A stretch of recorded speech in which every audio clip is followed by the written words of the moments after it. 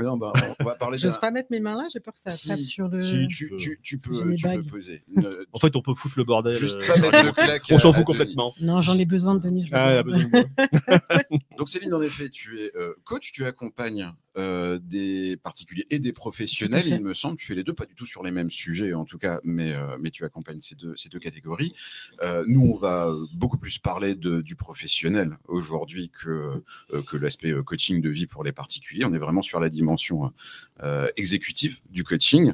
Est-ce que tu peux nous dire un petit peu les sujets que tu traites habituellement sur les professionnels? Ouais. Les professionnels, souvent, effectivement, le mindset. Alors, parce que j'ai déjà eu des chefs d'entreprise qui m'ont demandé ce qu'était le mindset, alors que tout le monde en parle. Donc, c'est vraiment, ça a été dit plusieurs fois, c'est état d'esprit en français. Oui. Mais c'est vrai que mindset en anglais, ça fait un peu plus. Ça englobe beaucoup de choses. Il y a un côté. Et on peut avoir un mindset positif ou un mindset négatif. Donc, est-ce qu'il y a une vraie différence entre le privé et le pro? Il y a quand même le mindset de l'être humain qui est important et que moi je gère parce que moi c'est l'humain qui m'intéresse le plus. On est des et même si je m'intéresse aux professionnels aujourd'hui, il est dans la continuité de ce que je fais au niveau du particulier. Parce qu'en fait, le mindset, c'est avoir un état d'esprit le plus constructif possible pour arriver à obtenir ses projets et accepter des moments de bain. Juste pour revenir sur comment préparer son rendez-vous. Oui. Avant que j'oublie, parce que je suis un petit peu, des fois je vais un peu dans tous les sens. Donc pour terminer ça, moi je vous conseille de faire la posture de Superwoman.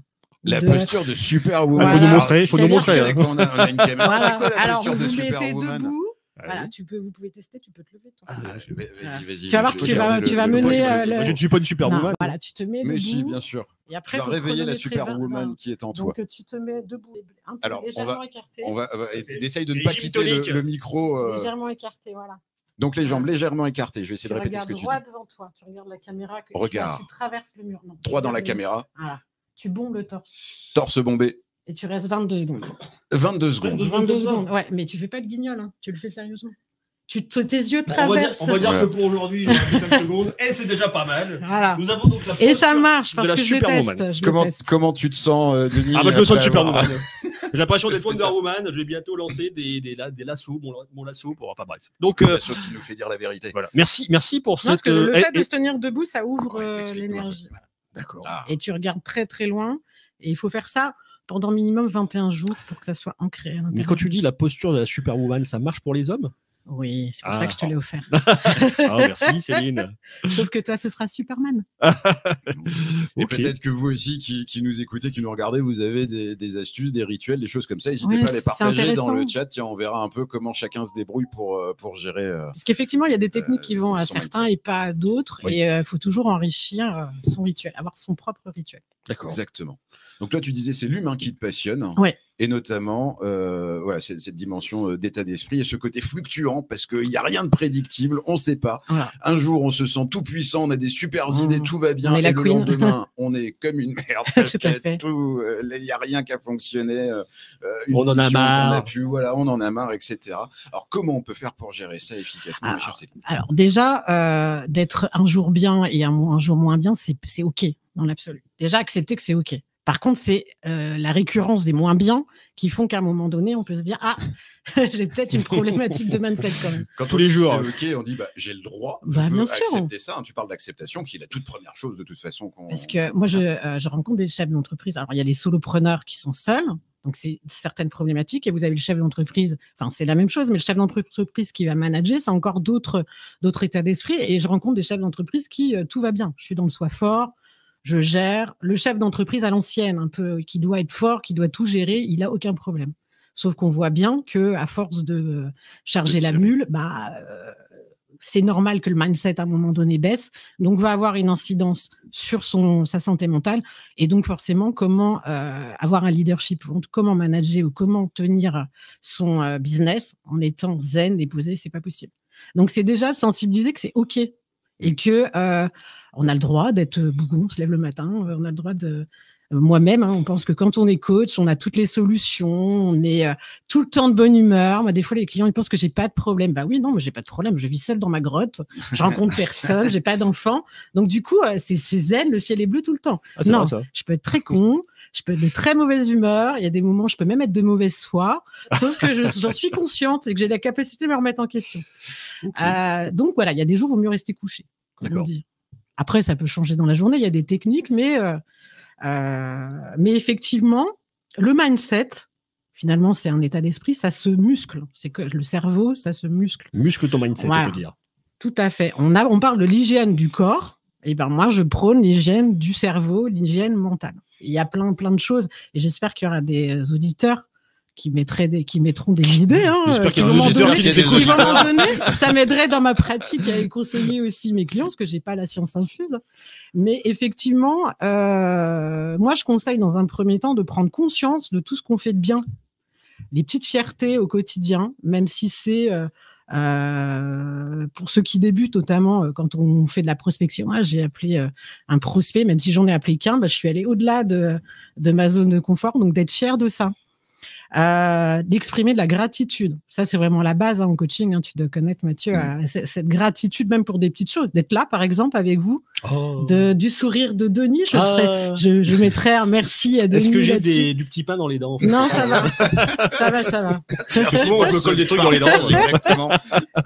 Alors, c'est ma fierté du jour, j'ai pas de petit pain dans les dents. Oui, parce que Céline nous a offert gentiment des petits pains au chocolat en arrivant ce matin, donc c'est super sympa. C'était pour vous remercier de votre accueil et puis pour se mettre en condition. Mais ça, ce sont des petites choses qui de donner de l'amour, de donner des choses positives aux autres, ça nous nourrit, chacun. Donc là, on est sur un état d'esprit général, humain. Après, sur l'entrepreneur, effectivement, c'est comme je rejoins ce que disait Christine au préalable.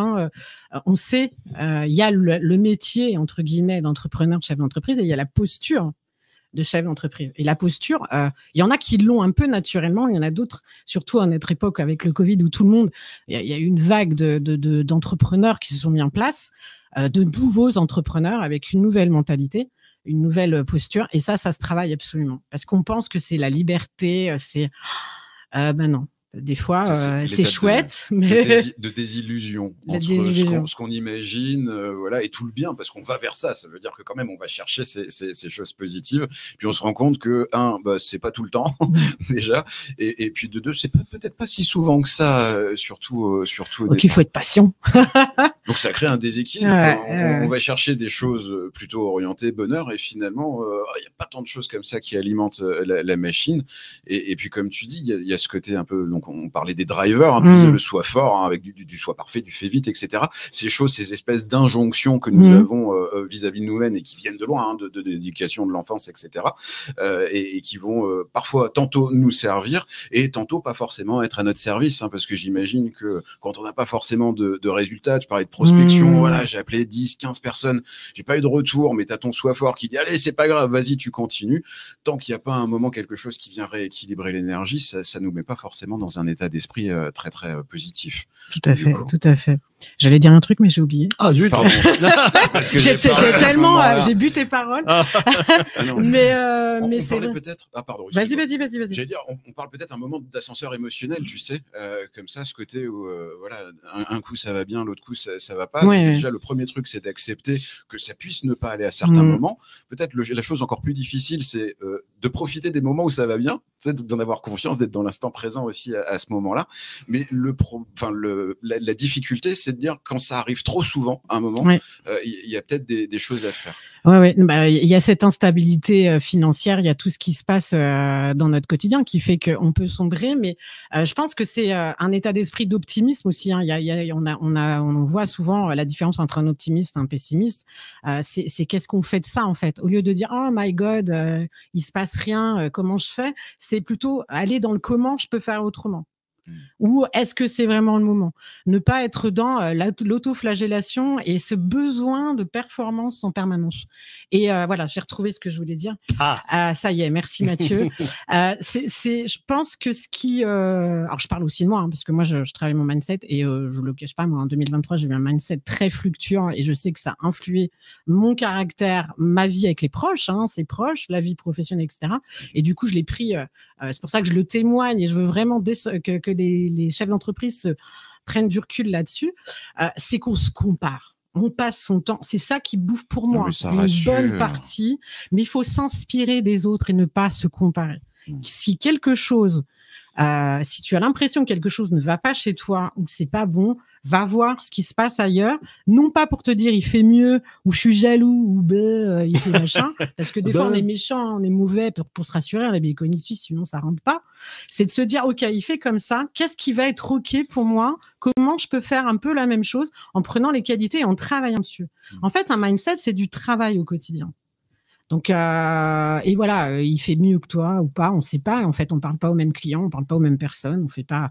On voit bien, des coachs, il y en a 1 milliard, c'est à la mode. Bon, bah, c'est pas grave. Ils vont venir pour Mathieu, ils vont venir pour moi, ils vont venir pour quelqu'un d'autre, et c'est notre énergie qui va faire que. Ah non, je suis pas coach. Bon, des fois, on est toujours le soutien de quelqu'un quand même. Mais tu l'es avec tes clients un petit peu, dans ce que tu es à l'écoute de tes clients, ils peuvent te parler de leurs soucis, etc. Oui, je connais un bon. Tu peux parler du souci. Je connais un bon audio prothésiste. Tu vois, je suis dans le soutien avec ça. Et bah oui, et moi je dirais quel conseil tu donnerais à un entrepreneur pour justement bien vivre ces fluctuations? Alors, qu'est-ce qu'ils ont dit les gens? Alors moi, dans un premier temps, déjà c'est d'en prendre conscience et de ne pas être dans la culpabilisation.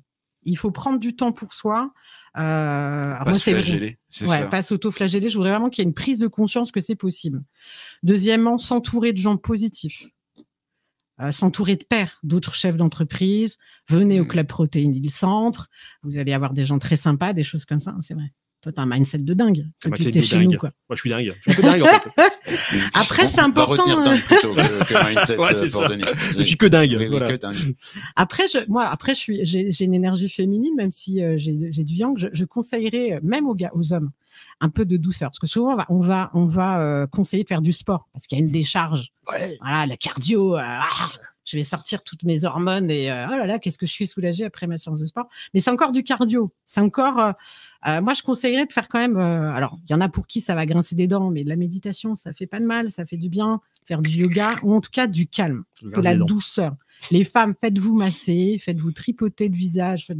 c'est vrai que se faire masser. Allez chez le coiffeur régulièrement. Prenez soin de vous. Les hommes aussi, il y a des soins de visage pour les hommes aussi. Alors, si vous avez des cheveux, allez chez le coiffeur régulièrement. Si vous avez des cheveux, bien sûr. Allez chez le barbier. Après, c'est propre à chacun. C'est souvent on dit prendre soin de soi, ça veut dire quoi? C'est propre à chacun, mais en tout cas, de prendre du temps pour soi et de ne pas en culpabiliser. Parce que quand on va pas bien, ça a un impact aussi sur votre business, mais aussi sur votre vie personnelle. C'est vrai. Hein, on parle des divorces chez les chefs d'entreprise. Ce serait un autre débat. C'est un vrai sujet. C'est un vrai sujet. On se comprend plus, surtout quand les deux le sont pas. On peut pas. Il y en a un, on peut pas comprendre. Et toi, tu pourrais presque en parler. Vous travaillez ensemble. C'est encore d'autres problématiques de couper avec parce qu'un chef d'entreprise, j'en connais très peu qui déconnectent complètement. De son business pendant les vacances, pendant les week-ends. Oui, malheureusement. Je pense que ça doit être rare. Malheureusement. Même moi, pourtant, je prône ça. J'ai mon téléphone. Alors, bien sûr, j'y vais moins, mais les rendez-vous, les urgences, on déconnecte pas. Il y a toujours un truc dans un coin de la tête. Et puis, même de manière générale. C'est une continuité de nous. C'est difficile. Cette notion de vie pro, vie perso, elle est très c'est très, surtout dans les métiers de prof libre, un peu où on se vend soi. C'est difficile cette limite entre l'homme, alors quand je dis l'homme, c'est l'homme, la femme, et son métier. Et je cherche encore des solutions et j'en trouve parfois, mais ça reste. Et est-ce que c'est grave? C'est la question à se poser et c'est très personnel en fait. Oui. Est-ce que c'est grave, docteur? C'est ça, mais à soi. Mais il faut en être conscient. En fait, le tout, c'est de conscientiser quoi qu'on fasse. C'est de le faire et de l'assumer. Ok.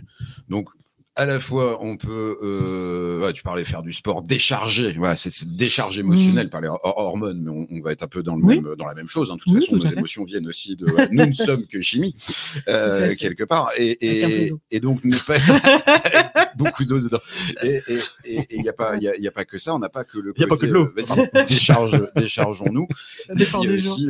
Alimenter avec de la douceur, alimenter avec des choses qui vont nous faire du bien. Voilà. Et être en alerte quand on devient bougon. Quand on devient. Je sais pas, mais c'est un art de vie. Je suis bougon, je suis bougon. J'aime bien râler.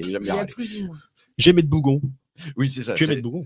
Si on le dit mal, oui, j'aime être bougon. Mais c'est à l'intérieur. Vous savez, quand vous sortez et que vous trouvez tout le monde un peu relou toute la journée, c'est soit qu'on doit remettre en question. C'est ce que c'est comme un principe au poker. Quand tu vois pas, il y a toujours quelqu'un qui se fait avoir, qu'on appelle le poisson, le fiche. Quand tu vois pas le poisson autour de la table, c'est que c'est toi le poisson. Ouais, c'est peut-être un peu ça. Quand tu trouves que tout le monde est con autour de toi, bon, bah, peut-être que c'est toi le con. Alors, et il y a peut-être quelque chose à changer. Il faut que je travaille sur moi parce que moi, je suis en voiture, je trouve tout le monde relou en fait. C'est ça. Tous les conducteurs autour de moi, je les trouve relous. On peut l'appliquer. Mais pourquoi elle avance pas celle-là Est-ce que tu veux qu'on en parle, Denis? Non. Maintenant? Non, pas maintenant, parce qu'il nous reste pas suffisamment de temps. Oui, nous avons bientôt terminé l'émission. J'avais envie de te demander. Ça va vite. Ah, ça passe vite. Oui, hein, ça passe très Quand on vite. prend du plaisir, ça passe vite. Oui, c'est vrai. Voilà. J'avais envie de te demander quel est ce que tu vois le plus chez les dirigeants qui viennent te contacter. Est-ce qu'il y a une, je sais pas, on va pas parler de pathologie, c'est pas la question, mais est-ce qu'il y a un petit syndrome, quelque chose que tu vois un peu plus se présenter devant toi? Alors sur le chef d'entreprise qui a son cabinet, enfin qui a une équipe, etc., c'est que il ne fait pas la distinction entre le manager et celui qui produit. Oui. Je pense à des avocats, ils sont avocats eux-mêmes et en même temps ils sont managers, donc ils sont la tête dans le guidon, la tête dans leur dossier, et il n'y a pas de pause du tout. Donc c'est qu'à un moment donné, c'est moi je les alerte sur le burn-out. Pour moi, c'est des même chez les solopreneurs, hein, c'est quand même quelque chose qui est de plus en plus courant, l'épuisement professionnel, l'épuisement moral. Hein, c'est souvent moral sur le solopreneur, par exemple, de pas lâcher prise, quoi, d'être là, de la résistance. Alors moi je les juge pas parce que je suis parfois un peu pareil, hein, donc j'apprends avec mes clients. C'est pour ça qu'on fait ce métier. Mais en fait, voilà, c'est ce que je sais pas le dire, mais maintenant que tu le dis. En fait, tes clients te font taper de thérapie. En fait. Ça me fait une économie de malade parce que ah oui, parce qu'en plus ils te payent. Je grandis et je soigne mes névroses avec eux, quoi.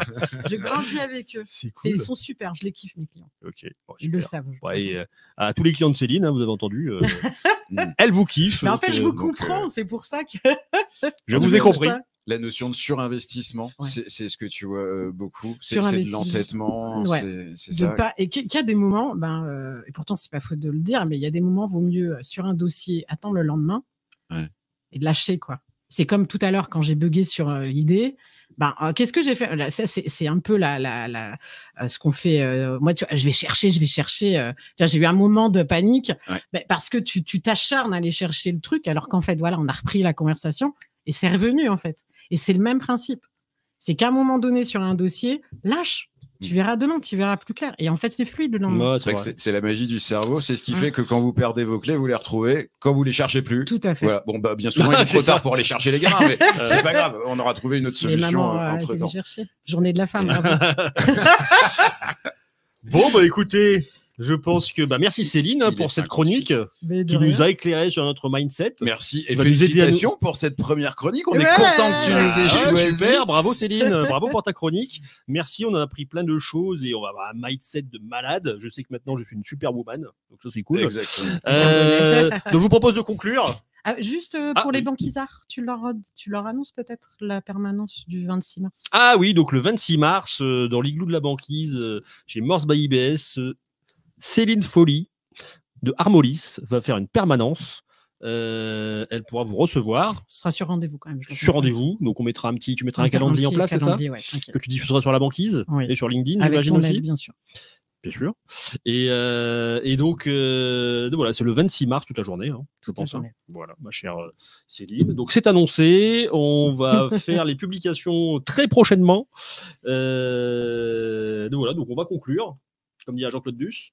Je crois que je vais conclure, c'est ça. Je crois que je vais conclure. Donc, conclure l'émission parce qu'on est un peu dépassé. J'ai peur d'être coupé en direct. Et ben, Nous on va allons aller très rendre vite. l'antenne à La Cognac semaine G. prochaine, On le rappelle 15 mars. Christine qui veut dire au revoir.